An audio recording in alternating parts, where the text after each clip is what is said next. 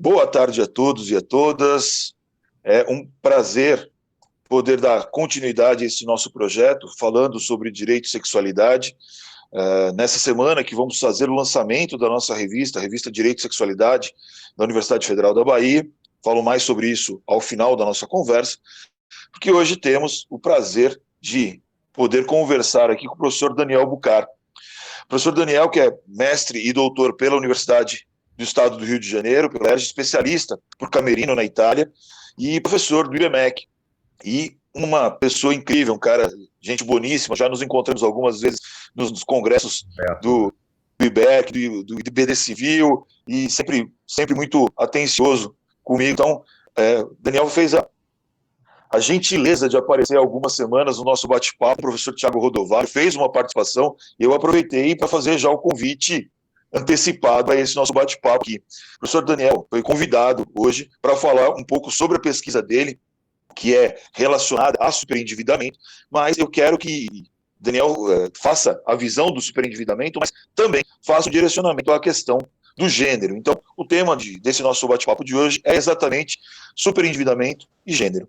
Daniel, antes de mais nada, muito obrigado por aceitar esse convite para esse bate-papo. É um prazer tê-lo aqui, é uma felicidade para os meus alunos, tenho certeza que eles vão poder aproveitar muito. E como sempre, agradeço muito em meu nome, mas principalmente também em nome da Universidade Federal da Bahia pela gentileza de atender a esse convite. Muitíssimo obrigado, Daniel. Por favor, eu talvez interrompa você no meio do bate-papo, você viu como é que fiz com o Thiago atrás, mas é mesmo essa ideia, é algo para a gente ir conversando e tentando construir. À vontade. Leandro, eu quero agradecer. Eu que agradeço o convite. Realmente eu entrei aqui para os amigos falando sobre o dever de negociar, de 4 semanas, um mês atrás, e agradeço o convite. Era você, o professor Tiago Rodovalho. Eu vim falar um pouco sobre a questão do superendividamento, porque o dever de negociar no superendividamento é um pouco diferente. E é um prazer estar na Federal, aqui na Federal da Bahia, sendo devidamente com você um anfitrião. É uma alegria, e realmente você é um cara também super simpático, uma pessoa excelente, admirado, querido pelos seus alunos. E a sua linha de pesquisa eu já venho acompanhando certo tempo, porque, sim, me faz refletir várias coisas. E ano passado eu fiz uma pesquisa com o professor Caio Pires, eu nem sei se ele está por aqui, disse que viria aqui também dar um apoio, mas ele é um mestre de Campinas, ele é mestre da UERJ e lá de Campinas, lá por Campinas. Acho que ele está aqui sim, e depois, se você quiser, a gente faz o convite para ele participar também, cara. Aí, ó, tá ótimo, confirmando. Nós fizemos um trabalho sobre, enfim, a ideia era tentar buscar, verificar se havia alguma interferência do gênero no superendividamento. De fato, nós tivemos algumas conclusões, assim, nos deparamos com alguns dados, que a princípio, foi bem naquele espírito de pesquisa, vamos ver o que falam esses números se nós fizermos a conjugação dessas variáveis. E, de fato, nos trouxe algumas perplexidades que, na verdade, só vem a confirmar uma questão de diferença realmente de gênero. Tem um habeas corpus preventivo que eu gosto de fazer quando eu falo sobre isso. Eu estou aqui, eu sou homem, não posso falar no lugar de fala, aqui, no lugar de um homem, não estou no lugar de uma mulher, portanto, às vezes as mulheres questionam por que a gente está falando até sobre o gênero feminino, mas como eu fiz essa pesquisa, então a minha ideia, na verdade, é expor essa pesquisa e, evidentemente, contribuições, chamar a atenção para que contribuições sejam feitas a ela. E o segundo ponto que eu gostaria de chamar a atenção é fazer um brevíssimo, rapidíssimo apresentação dessa ideia do superendividamento. O superendividamento, pessoal, a meu ver, nada mais é do que a insolvência, a falência da pessoa civil, né? A gente tem 2 sistemas no nosso país, um excelente, maravilhoso, cheio de advogados, vários estudiosos, que é para o direito das empresas, que é para falência e recuperação judicial. Basta pensar que nos últimos 100 anos nós temos 2 leis de falência e uma está tramitando agora no Congresso, inclusive uma específica para o regime transitório da Covid, da pandemia da Covid. E nós, pessoas humanas, em relação a uma possibilidade de uma recuperação, como é feito para as falências, para as empresas, a recuperação judicial, jamais é pensado. Se pensou lá em 1973 um processo de insolvência, que para os alunos aí, processo civil, já estiverem talvez mais adiantados, lá quando estiver falando de execução, o CPC, a única parte do CPC de 73 que está em vigor é esse processo de insolvência civil, que é péssimo.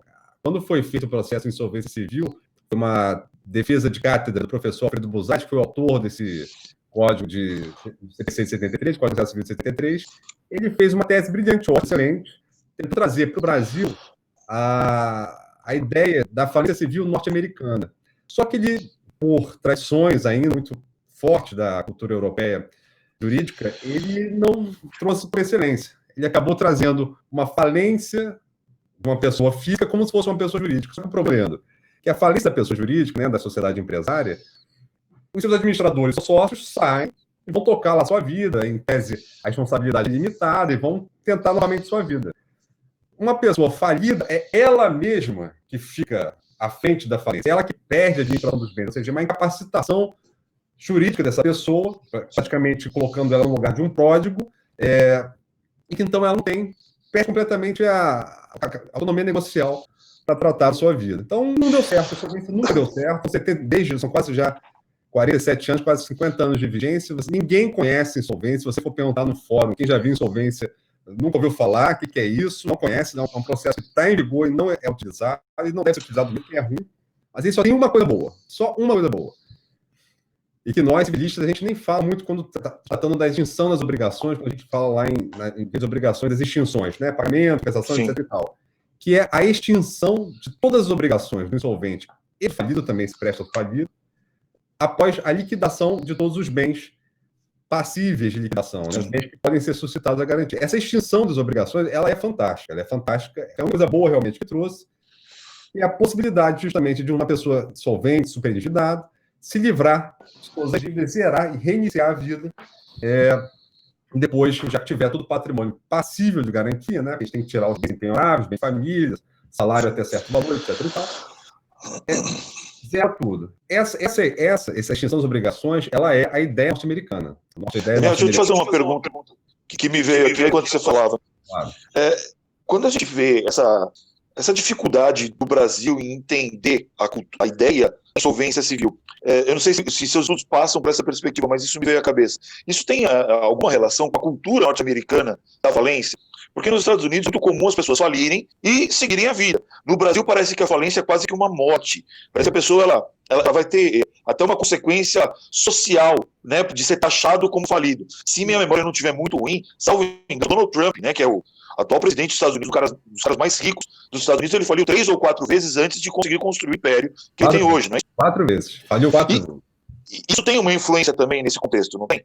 Tem. Existem alguns estudos, eu sou muito cauteloso em falar sobre isso, porque os estudos que se propõem a estudar essa questão falam de uma problemática religiosa, de um ponto religioso.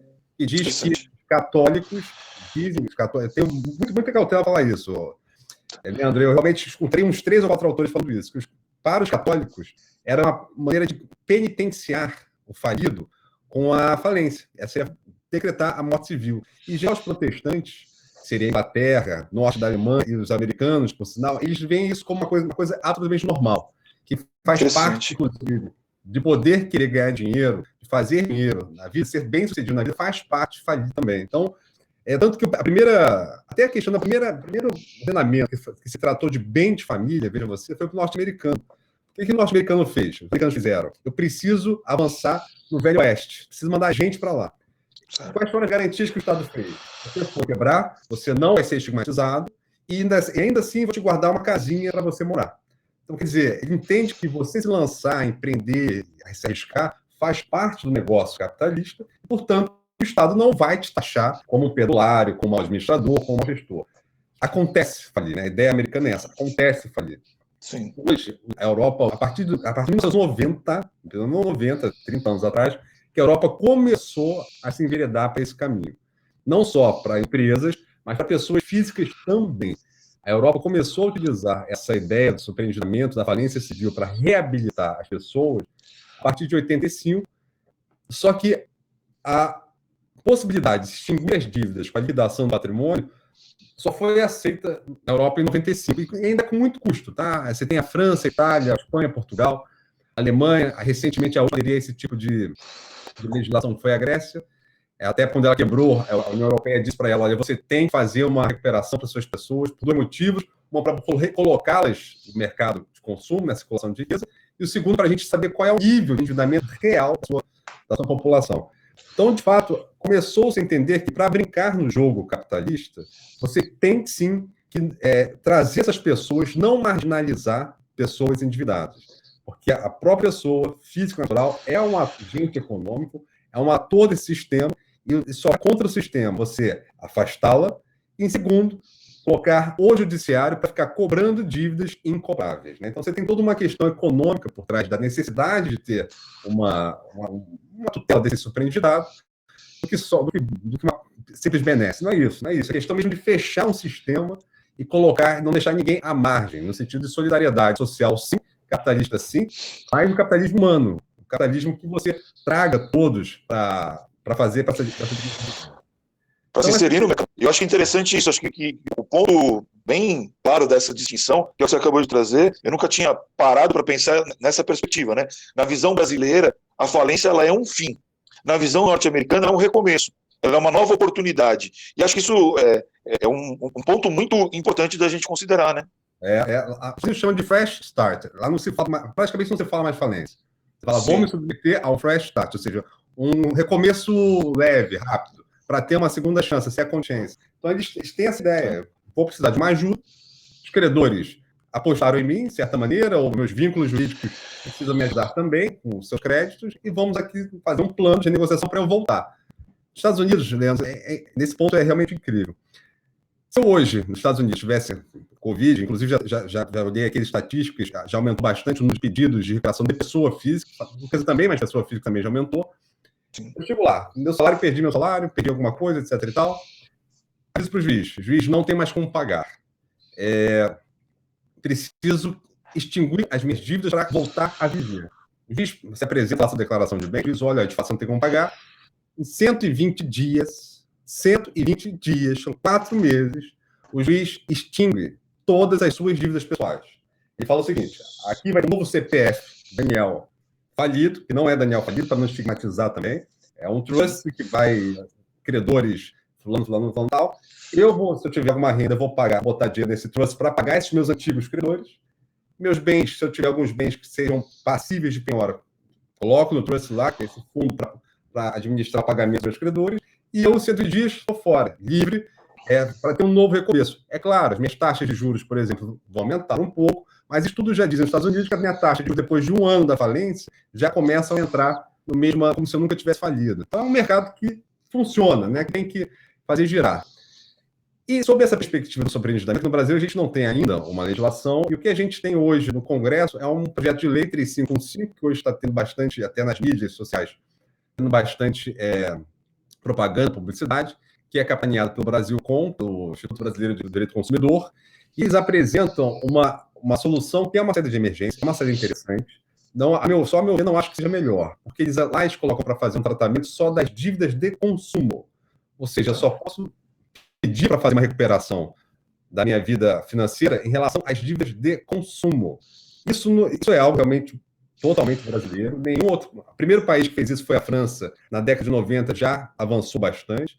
É algo que eu tenho algum ressentimento, alguma preocupação, porque você não vai tratar, por exemplo, de duas grandes dívidas, que hoje está super em voga, que são alocação e alimentos, que não são dívidas tratadas numa renegociação de consumo. Então, seria muito desagradável eu, por exemplo, como um condômino num prédio, verificar que o meu vizinho está negociando com o banco para pagar as dívidas dele, em relação à minha economia não tem uma negociação, porque a lei... Então, é algo... Patrimônio é um só. O patrimônio é um só. O meu patrimônio é garantia geral de todos os credores, sempre com as cautelas dos bens passíveis, na hora, né, que tem as minhas impenhorabilidades. Então, é um projeto que é uma saída de emergência, está ok, está tramitando, bacana, aí precisa ser aprimorado. E enquanto não tem isso, você vê aí nas lives, nesses webinars que estão falando sobre o dever de negociar, quando fala, mas o problema é no patrimônio do devedor. Aí fica, as pessoas não sabem fazer. Né? Eu proponho abertamente que se aplicar já a lei de recuperação judicial para a pessoa humana.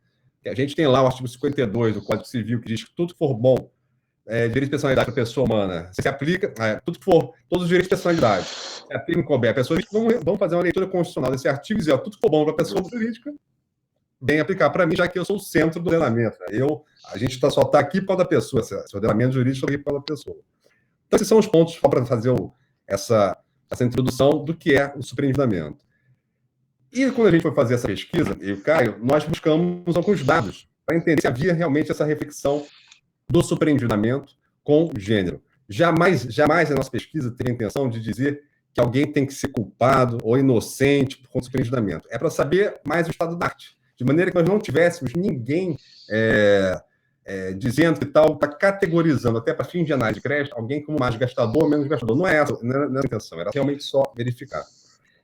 E olhamos os números do SPC de 2016 a 2018 e tivemos aqui a infeliz surpresa de verificar que o gênero feminino das pessoas que se apresentam fisicamente ou socialmente, biologicamente, socialmente como feminino, representam 56% a 57% da população endividada, ou seja, são 57% do gênero feminino e 43% do gênero masculino, o que dá uma diferença de 30% a mais do gênero feminino superendividada do que dos homens.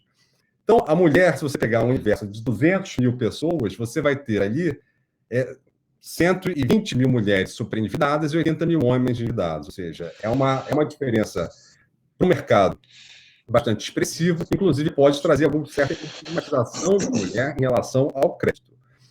A gente também começou a fazer alguns outros estudos, cruzamentos de dados, em relação ao desemprego e também divórcio. E tivemos aqui também uma surpresa quando fizemos essa pesquisa, que em relação ao desemprego, você tem, na massa de desempregados de 20 a 40 anos, também, em 2016 a 2018, a preponderância da mulher com 60% das pessoas desempregadas. Isso juntar, entender que o desemprego, que é algo também altamente factível de acontecer, a gente está sabendo disso, passando já por uma crise em 2014, 2015, passando por outra agora, que é altamente factível acontecer o desemprego, você vê que quem mais é alvejado, vitimado pelo desemprego é a mulher. Ainda crescido, os baixos salários. As mulheres têm menores salários no mercado, isso aqui tem aqui a penca de referência que nós procuramos, é difícil falar, para a gente se diz hoje que para o Brasil ter uma igualdade salarial entre homem e mulher, a gente precisa ainda chegar no final desse século. E também, aí a gente foi olhar a questão do divórcio. E aí o divórcio, a gente viu que também nessa faixa de 20 a 40 anos é a faixa que mais tem divórcios no nosso país. As pessoas são divorciadas. E aí a gente vai fazer um estudo sobre economia doméstica e mulher. Tem uma professora no Paraná de Direito Civil, Lígia Oliveira, e ela tem um livro fantástico, que até anotei aqui, é um livro que todos devem ler, porque Olhares Feministas sobre o Direito de Família Contemporâneo. É um livro realmente fantástico sobre o papel jurídico da mulher na família, de acordo com a lei, de acordo com a jurisprudência. E quando a gente vai fazer esse estudo, nesse sentido, para verificar o papel que a mulher desempenha em família, não, as mulheres estão casadas, né? Também não precisa naturalmente casar, mas a parte que são casadas, já que a gente pegou essa variável do divórcio, elas se dão à família.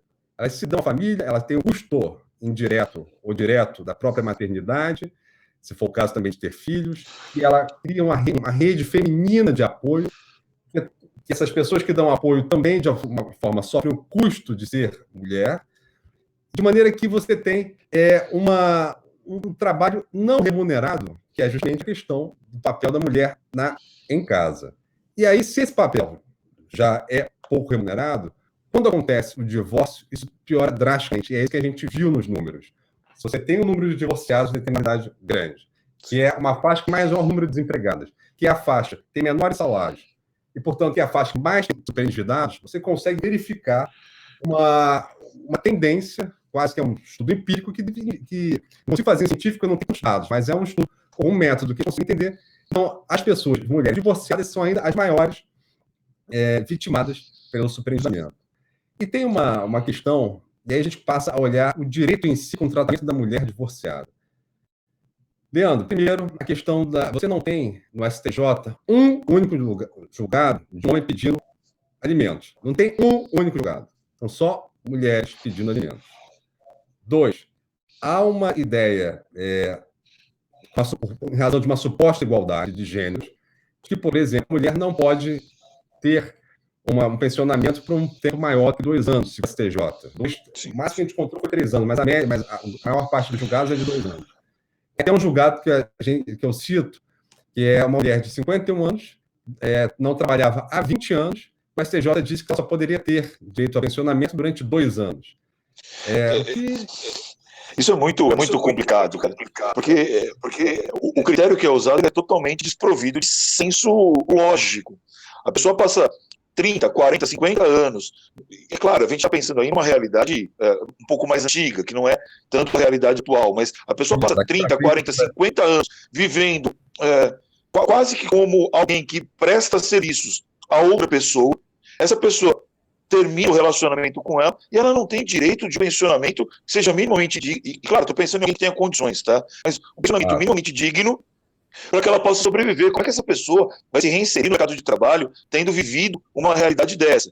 Reitero mais uma vez, estou dando aqui como exemplo aqueles casamentos que ocorreram na década de 60, na década de 70. Não os casamentos de hoje, claro. Mas isso é algo muito preocupante, né, Daniel? Então, o exemplo que eu dei era uma pessoa de 40 anos, ela na década de 60, né?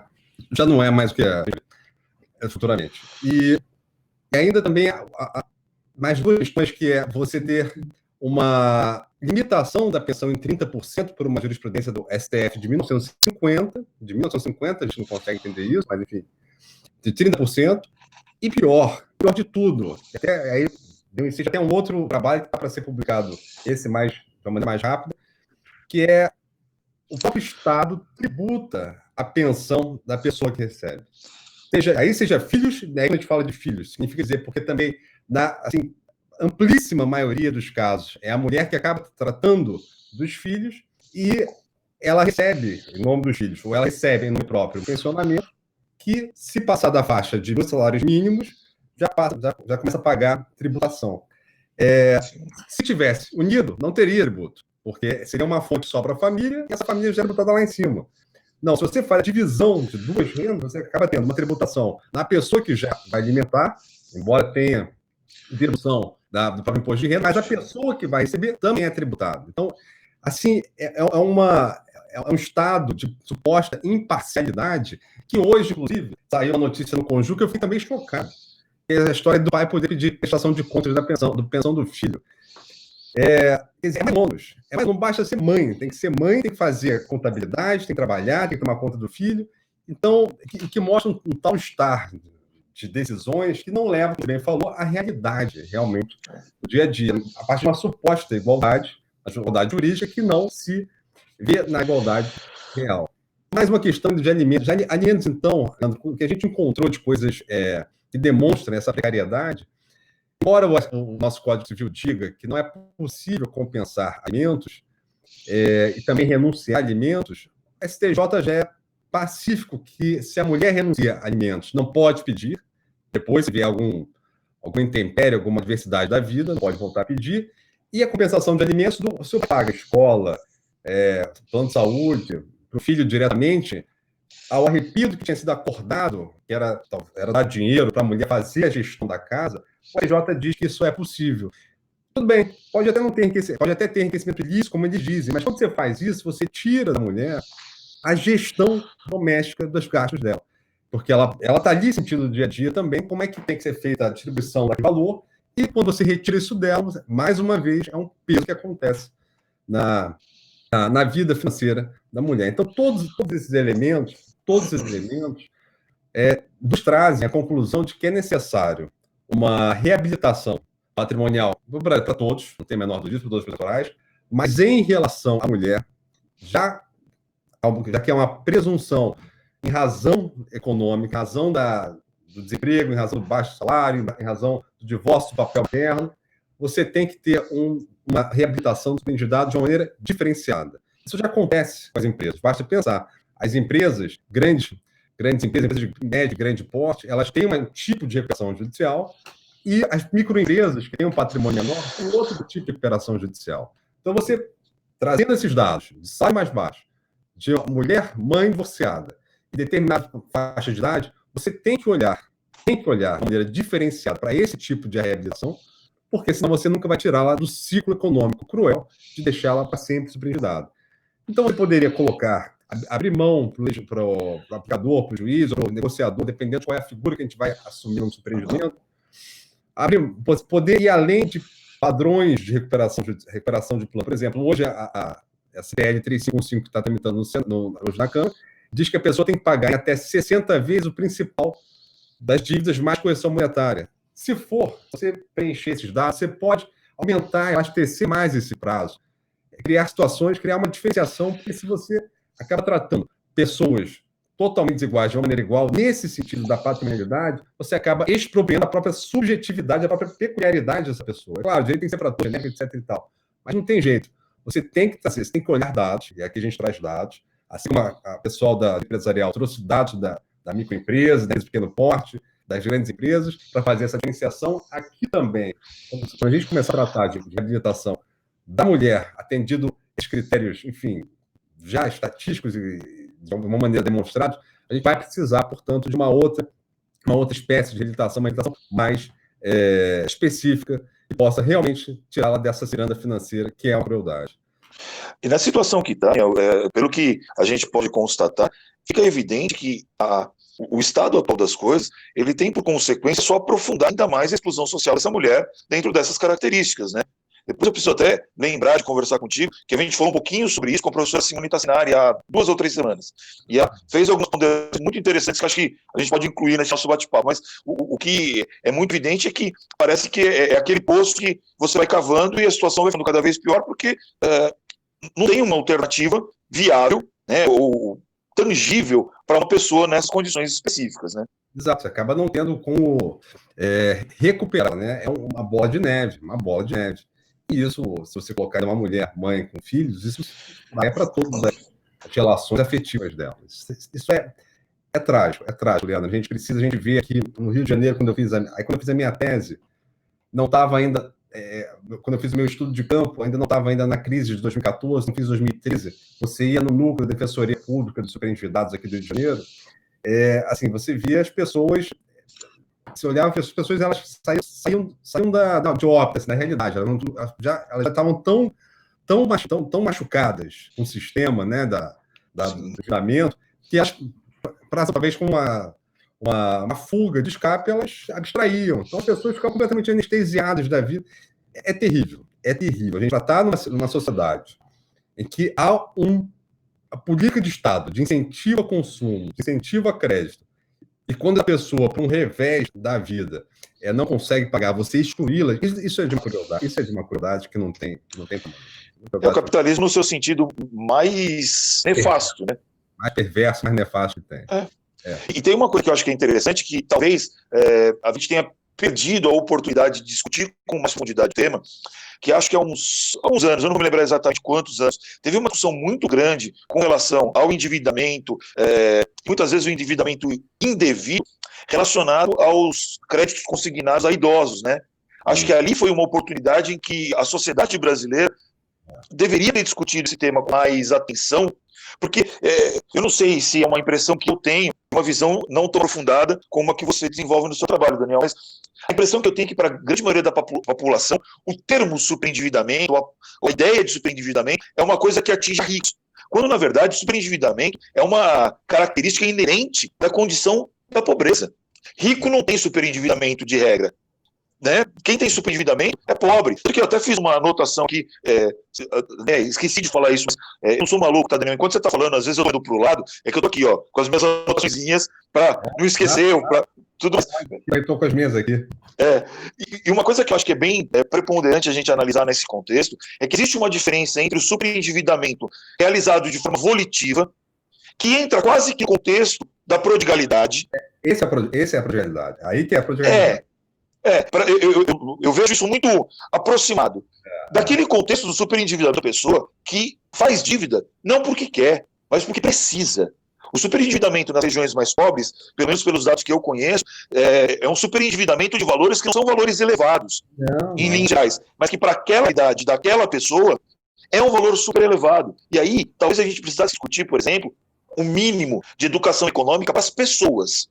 Tanto homem, mulher, criança, principalmente. Porque muitas vezes a pessoa que está numa condição de superendividamento é uma pessoa que tem uma dívida de 15 mil reais. Se você for parar para pensar, numa realidade ordinária, 15 mil reais não é um valor que você fala assim, é algo sobrenatural. Mas para a realidade social daquele indivíduo que recebe menos de um salário mínimo, aquilo mostra que extrapolou o limite do admissível. E se você vai ver quais são os gastos que esse sujeito tem, ele fez esse superendividamento dele, muitas vezes usando um cartão de crédito que era o que ele tinha acesso naquele momento, que por alguma razão ele foi entregue a ele, e ele comprou comida com isso, ele pagou as dívidas do dia a dia. Então, acho que esse é um ponto muito delicado dessa conversa. Mas quando você fala, aí você até tira do seu discurso, né?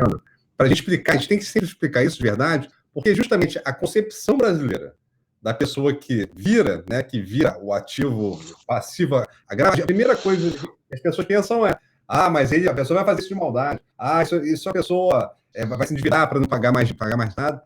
E tudo isso, na verdade, é uma cultura que está na nossa cabeça que já passou. O que a gente vê hoje, se você pega o perfil do endividado, é exatamente isso. É a pessoa pensionista do INSS com salários mínimos, é o setor público, o de baixa renda, é a pessoa que não tem acesso, às vezes não tem acesso a crédito formal, mas está ali colocado aos tubarões da Jota. Então, quer dizer, você tem uma série de pessoas que se surpreenderam. Eu não gosto nem, o pessoal até do direito do consumidor faz a diferenciação entre surpreendimento ativo e passivo. O ativo seria esse volitivo maldoso, né? E o doloso, e esse passivo seria na vida. Eu nem gosto nem de falar sobre isso, porque ainda levanta essa ideia de que vai ter alguém ativo. Não, olha só.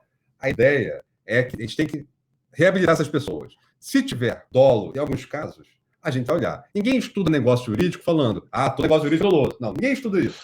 É negócio jurídico. E aí depois a gente estuda, se for o caso, dolo. Então, o superendividamento é superendividamento. Se alguém foi doloso, a gente vai. Então, ficar sempre falando isso justamente mostra.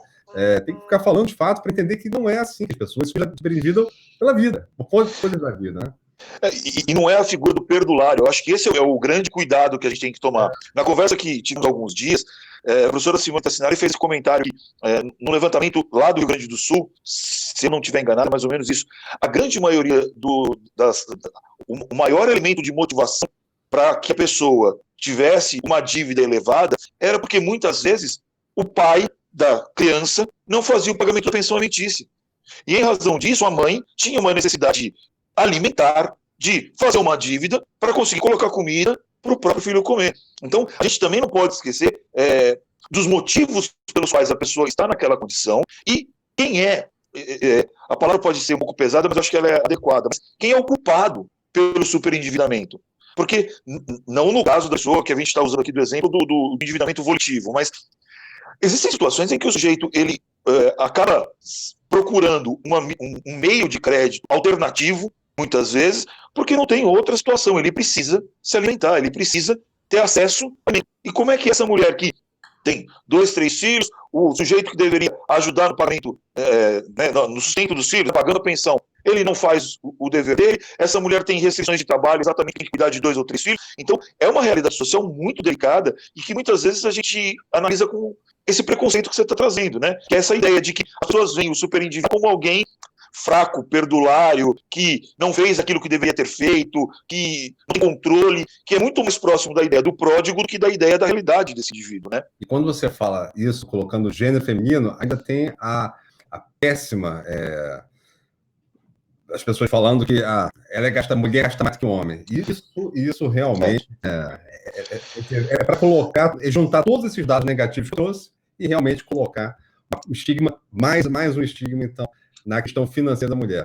Em relação à questão que você estava falando, até para deixar passar, nós realmente perdemos a oportunidade de debater a questão do crédito consignado lá em 2003. Foi em 2003, 2004 foi a lei dos consignados, que deu até, enfim, entre parênteses aqui, deu até início ao escândalo do mensalão. O primeiro grande escândalo foi para o STF em relação ao Congresso Nacional. Foi justamente na aprovação da lei do crédito consignado, né? Não houve nenhuma possibilidade de questionar isso, né? Hoje você tem, na verdade, esses 30% sendo utilizados como um padrão pelos tribunais para dizer que descontos diretamente na folha da pessoa não pode passar de 30%, porque acaba que a pessoa começa a tirar consignados simultâneos e aumenta essa faixa do consignário. Então, ficou basicamente só nessa... Você teve consignado, as taxas não baixas, as taxas não são baixas. Você pensar que a Selic é 3%, consignado de 12%, você tem 400% a mais que a Selic para consignado, as taxas não são baixas, e o pagamento é praticamente, enfim, o pagamento é na boca do caixa, né? Não tem nem chance da pessoa não deixar, se ela for demitida, se ela for ficar desempregada, que aí piora mais a situação ainda. Então a gente perdeu sim a oportunidade de falar mais sobre o crédito consignado aqui, debater isso, colocá-la como todos os países fizeram, todos os países têm, quer dizer, os países que eu fiz a pesquisa, né? América Latina, América Central, América do Norte e Europa. Todos têm crédito consignado, mas todos têm por trás uma lei de reabilitação do superendividamento que cancela o crédito consignado no momento de aperto. A gente não, a gente só deu o crédito e não tem essa possibilidade de reabilitar. Então, enfim, a gente tem que colocar isso na rua, mas agora nesse momento de pandemia, que vai aumentar o endividamento das pessoas, não tenha dúvida disso. A gente tem já o decréscimo de salários, você tem aí, hoje, dizendo que 500 mil pessoas pedindo seguro-desemprego, e tem que tratar dessas pessoas. Essa economia é uma questão capitalista, a economia só vai voltar a realmente crescer no momento em que você passa a dar possibilidade a essas pessoas serem reinseridas no mercado. Então, a gente tem que pensar muito nessa questão do tratamento do superendividamento. É compreender o que é o capitalismo de uma medida adequada. Eu não sei se essa expressão é a melhor delas, mas aqui em São Paulo, Daniel, não sei se você já chegou a acompanhar, na PUC São Paulo, a cadeira de Direito Econômico, que pertence na PUC, né, que é do professor Ricardo Sayegh, ele trabalha com o conceito de capitalismo humanista. Eu até comento em algumas das minhas falas isso, que se você for parar para pensar, a ideia do professor Ricardo, ela nada mais é do que dar um viés humanístico ao capitalismo, ou seja, entender que o capitalismo ele existe, mas que sem o ser humano, o acúmulo de dinheiro não serve para nada. O professor Ricardo é meu amigo, eu até em algumas conversas já falei isso para ele, né? Às vezes parece assim, é uma ideia que é tão simples, tão simples, tão simples, mas que ao mesmo tempo ela parece ser tão elaborada e até, salvo o melhor juízo, tem o ministro Moura Ribeiro. Por isso, o Paulo Moura Ribeiro foi indicado para o Prêmio Nobel da Paz, se não me engano, exatamente por ter utilizado esse conceito do capitalismo humanista em algumas decisões dele lá na STJ. Mas é tão simples, né? É tão simples. Assim, CNPJ não vive sem CPF. Você não vai ter muito CPF. Acabou. Você não vai ter, né? Você tem que... Um precisa do outro. Você não tem... O devedor precisa do credor, CNPF precisa do CNPJ e vice-versa. Então, acabou. Você não pode excluir uma pessoa, uma categoria. E chega a ser uma compreensão tão ordinária, tão simples da sociedade, que às vezes passa ao largo de conceitos um pouco mais elevados. E sabe o que é o mais assustador? É claro, a gente está aqui num acadêmico, a conversa é diferente, mas muitas dessas conversas que nós estamos tendo aqui, ou muitas das ideias que nós estamos tendo aqui, que são ideias eminentemente capitalistas, se tiradas do contexto, chamariam de ideias comunistas, né? Ou socialistas, enfim. Né? Haveria um desvirtuamento desse contexto que é absurdo, mas no final das contas eu acho que o ponto primordial é entender qual é o tamanho do estigma que atinge essa pessoa e principalmente eu acho que a grande maioria das pessoas nem pensa, além de não conhecer, mas nem pensa na ideia da alegação da insolvência civil, exatamente por desconhecer essa realidade que lá no final da conversa, a insolvência civil, quando caracterizada, tem esse poder de liquidar dívidas e permitir que a pessoa tenha um novo começo. Exatamente em razão dessa visão, que eu não tinha jamais feito essa associação religiosa, mas que é muito interessante, que o estigma trazido pela falência é algo que tem um contexto social extremamente delicado e que vai atingir essa pessoa de uma maneira que muitas vezes ela vai ter dificuldade de se afastar desse estigma, né? Os autores falam que, como o processo de falência e de insolvência é muito duro, acho que no final você consegue a penitência, você consegue a libertação após fazer a penitência do processo duro, então por isso que seria esse estigma, esse processo dificultoso no mundo católico. Enquanto americano, e só para falar isso no americano, comunismo, capitalismo, todo mundo, quando vem falar comigo, mas a gente não vai pagar, isso é estranho, capitalismo. Olha só, se você me disser que você é comunista, os americanos são comunistas, então a gente vamos virar... Os americanos são comunistas. Porque isso não é comunismo, é regra de mercado. É regra de mercado, senhor. Você tem que botar todo mundo para rodar, você não pode botar as pessoas de fora do sistema. Eu posso usar uma definição que é da época da minha avó, que acho que define isso de uma maneira muito, muito simples, que muitas vezes as pessoas não entendem. Quando a gente tem essa discussão de capitalismo, no final das contas, as pessoas precisam entender que não pode se matar a galinha dos ovos de ouro. É a definição lá da época da vovó, eu sei disso, mas que no final é isso. É isso. Se você não tiver pessoas com capacidade de consumir, não existe quem possa vender, ou quem pode vender não vai conseguir fazer nada. E a gente vê que quando a gente traz esse contexto para a seara do gênero, você tem realidades assustadoras, né? Porque, ao mesmo tempo que as mulheres, de regra, têm um salário menor que o salário dos homens, né? Eu tenho até eu fiz um levantamento há um tempo atrás para uma palestra que eu tenho esses dados, depois até acho aqui para compartilhar com os alunos que nos acompanham. Mas, ao mesmo tempo que a mulher tem um salário que é consideravelmente menor do que o salário de um homem, a mesma condição de trabalho, a grande maioria dos produtos, quando destinados à mulher, tem um preço maior, o que é algo que é incompreensível. Tem uma pesquisa que é da cidade de Nova York, acho que é de 2015, mais ou menos, e também uma pesquisa do jornal inglês, do The Guardian, que trata mais ou menos disso. Eu tenho aqui separado só para... eu não sei se você já viu essa pesquisa, mas eu acho assustadora. É uma pesquisa, eu não tenho aqui a data exata dela, mas depois eu pego. Mas só para ter uma noção de algumas diferenças. A bicicleta, se ela é uma bicicleta de menino, ela tem um preço menor do que uma bicicleta se ela é uma bicicleta de menina. Ainda que, né, que a gente possa discutir se existe, mas só pela diferenciação de cor.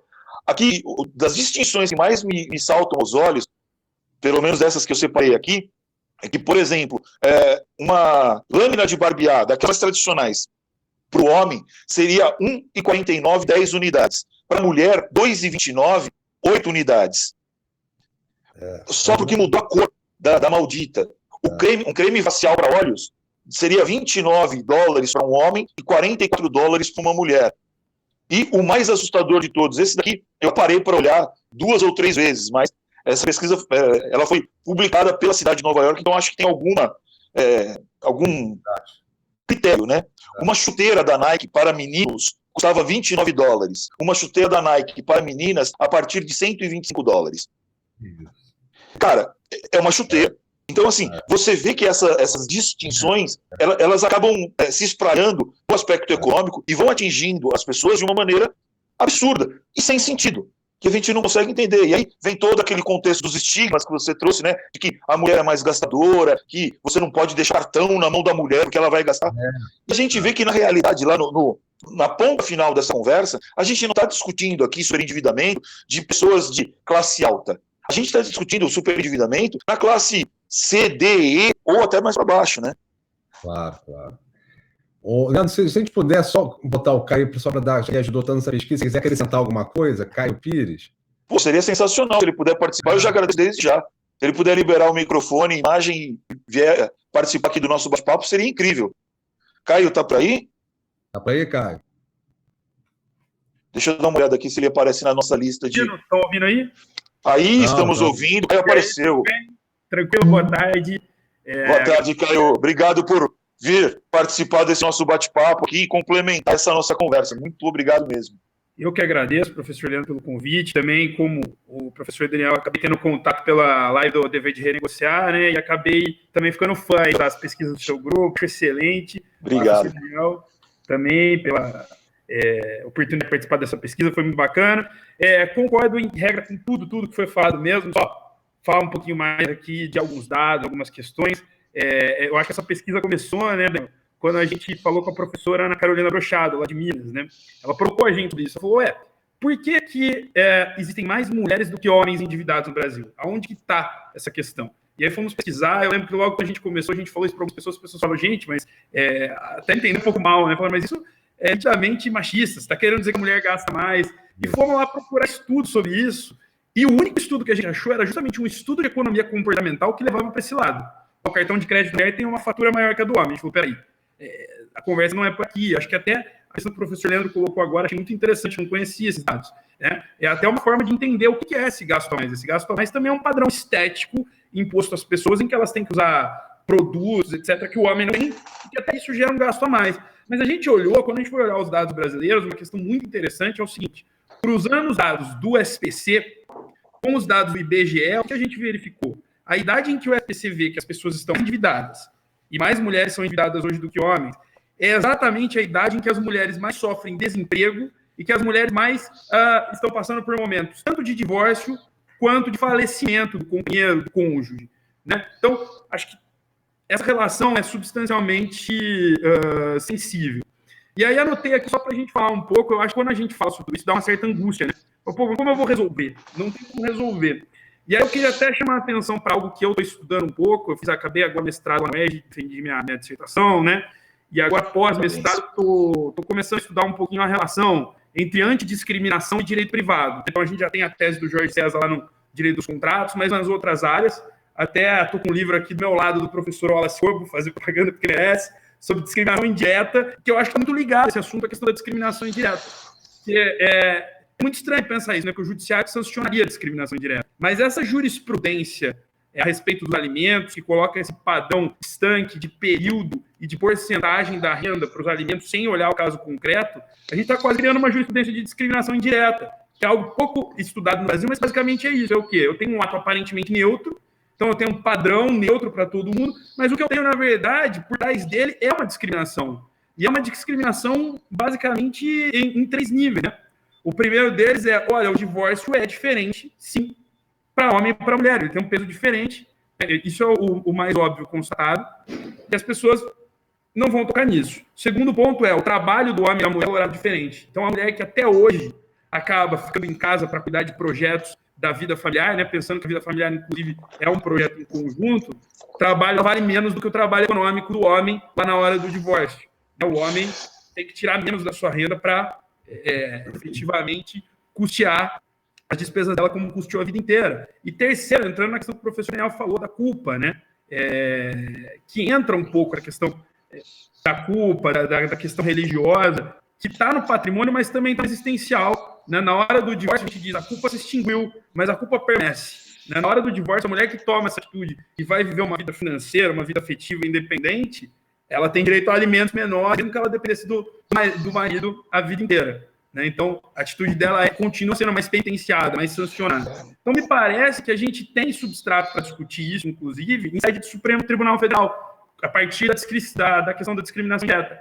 É algo difícil, mas é algo provável. Hoje a gente já tem, inclusive, no STF, uma discussão nesse sentido, né, em outro âmbito, mas que também pega discriminação direta, no próprio Rio de Janeiro, contra as ações sociais, a lei de segurança. Então, quer dizer, algo que você fala, isso aqui não tem nada a ver, é totalmente neutro, mas a hora que eu vou puxar o fundo, aonde que eu estou? Estou indo na população jovem, periférica, negra, e aqui, no caso do superendividamento, mais a mesma coisa, eu falo de alimentos de uma forma neutra, mas não sou neutro. Então, acho que esse conceito tem que ser analisado. Falar um pouquinho também, que acho que essa questão toda da discriminação do endividamento em números menores, mas ela afeta a questão do cônjuge no falecimento. Então, toda essa discussão de que a gente está tendo direito das sucessões, vamos tirar o cônjuge não mais herdeiro necessário, companheiro não mais herdeiro necessário, autonomia privada, eu penso o seguinte também, isso pode afetar nessa carga de superendividamento. Então, acho que a gente tem que olhar com muito cuidado e dar liberdade para as pessoas pactuarem, mas dar liberdade para o testador entender que o trabalho doméstico dele, da mulher, não ajudou ele a construir patrimônio e retirar essa pessoa da herança, quando ela precisa disso, eu tenho sérias restrições. E o trabalho que eu acho que é o mais angustiante, né? Como dizer quem vai contratar e quem não vai contratar. A gente precisa pensar em ações afirmativas e, novamente, no âmbito do trabalho, isso é muito interessante, o STF já abordou a discriminação indireta, o professor Wallace fala nesse livro, inclusive, em um caso da Previdência, né, em que a Previdência custeava a mulher R$ 1.200 enquanto ela estivesse afastada e o resto seria pelo empregador. Aí você falou, olha, alto lá, se a Previdência não custear tudo, a gente tem uma arma de discriminação indireta, porque mulheres vão ser contratadas porque engravidam. E ainda são, né? Nosso próprio presidente já falou isso. Mas, ao mesmo tempo, a gente precisa ter o judiciário, e acho que o judiciário pode nos ajudar. Era mais ou menos isso que eu tinha para falar. E aí, na questão, efetivamente, do que fazer. Na primeira instância, né, que é o que o Daniel estava falando aí, a hora que percebe que a mulher está superendividada, eu acho o seguinte, me parece que a gente tem que começar a trabalhar com essa ideia do Daniel, sim, de uma aplicação lógica da lei de recuperação social para os superendividados. Quando a gente envolve a mulher, eu acho que a gente tem que trazer esse devedor de alimentos, chamar e falar, olha, veja bem, esse critério de 30%, de 2 anos, de renúncia dos alimentos irrevogável não está funcionando. Essa pessoa está endividada por causa disso. Sim. Então, eu levo ele, eu faço ele se comprometer com outros credores, então não é mais só com a mulher dele, é o seguinte, é com todo mundo aqui que precisa dela, que precisa do dinheiro dela para a economia girar. Encontra efetivamente uma razão concreta. A necessidade lá dos alimentos está mais do que justificada. Então, acho que esse é um modo, e sempre também, como o Daniel fala, botando dinheiro na mão dessa pessoa, dessa credora alimentando. Acho que o Daniel pode falar um pouco melhor disso, que também é um problema que a gente tem na jurisprudência STJ. Até para ajustar um pouco essa ideia, cara, que, se eu não me engano, essa semana saiu uma informação de que parte do valor do auxílio emergencial poderia ser separada e destinada diretamente para os filhos, no caso, a pensão. O que a gente percebe, e isso tem muito a ver com essa, tentando fazer uma correlação entre tudo que foi apresentado agora nos últimos minutos por Caio e Daniel, e também trazendo uma conversa que nós tivemos a semana passada, falando um pouco sobre essa questão da discriminação indireta, que falou a juíza aqui de São Paulo, a professora Camila Gonçalves. É muito interessante notar a sofisticação dessa discussão. Sofisticação no sentido técnico. Porque, num primeiro momento, pode aparentar ser algo extremamente benéfico a uma parte ou estar totalmente respaldado pelos critérios da igualdade e tudo mais, quando, na verdade, você tem alguns elementos que não são tão claros, que estão ocultos nessas decisões e que podem ser extremamente discriminatórios. A questão da discriminação indireta ela é muito delicada. E o cuidado que a gente tem que tomar também é que existe uma parcela da população que toda vez que a gente pensa em medidas que sejam medidas que garantam a igualdade, né, tirando esse degrau que existe normalmente, que colocar a mulher numa condição de inferioridade ou outras minorias no sentido social da expressão, há quem tem uma visão deturpada dessa realidade e diga que se está estabelecendo privilégios, que você quer garantir acessos mais benéficos a um grupo do que outro. E aqui, claramente, a ideia é garantir que essas pessoas tenham condição de sobrevivência. Eu acho que esse é um ponto crucial desse nosso bate-papo. O superindividuado, principalmente a mulher, ele não está lutando por outra coisa senão pela sua própria sobrevivência. Acho que é muito isso que perpassa por essa conversa que nós estamos tendo aqui. E Daniel traz isso de uma forma muito clara, né? Acho que isso é muito importante para a gente considerar. Claro. É isso, Leandro. O que a gente realmente tem que fazer é pensar em como inserir, lutar, fazendo esforços doutrinários, esforços, inclusive, na jurisprudência também, que já está, de alguma maneira, sendo feito. E no legislativo, a gente lutar para colocar essa ideia de endividamento customizado para poder realmente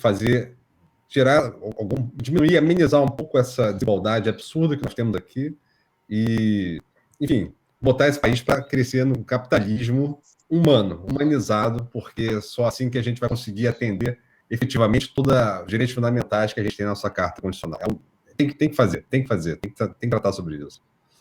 Daniel, eu sei que você está com um horário super apertado, eu já transpus aquele horário que a gente tinha combinado, mas tem uma única pergunta aqui que foi feita pela Ana. Se você puder fazer a gentileza de responder antes da gente encerrar, ela pergunta mais ou menos o seguinte: com base no estigma social que recai sobre a figura do homem que falhou em ser provedor, de um lado, e da mulher que falhou em cuidar da própria economia doméstica do outro, existem dados que indicam para qual desses dois gêneros é mais fácil e acessível renegociar? Olhando aqui também a pergunta, só é interessante que ela coloca falhou em ser provedor e a mulher falhou em cuidar da própria economia doméstica. Quando a gente fala do falhou em ser provedor, olha que interessante, falhou em ser provedor, a gente logo pensa num empresário, numa pessoa que de terno e gravata, que não conseguiu ser bem-sucedido na vida. Você vê até a questão cultural, tá? Cultural na cabeça. Isso não é verdade, né? Enfim. Só para constar, coloca entre aspas, né? Isso, né? Para quem está acompanhando não tem, né? Ela pôs entre aspas essas duas expressões. Se você pensa numa pessoa que quebrou, você vai pensar num grupo de homens que são sócios na sociedade. Você vai pensar nisso, é isso que eu quero dizer. E quando você fala da economia doméstica, você justamente pensa naquela pessoa que não sabe gerir a questão econômica. Não existe dados ainda para dizer o que seria dados assim concretos para dizer aonde há mais renegociação, né? Aonde você tem qual é o gênero que negocia melhor ou que seja mais fácil ou acessível, né? Que a renegociação.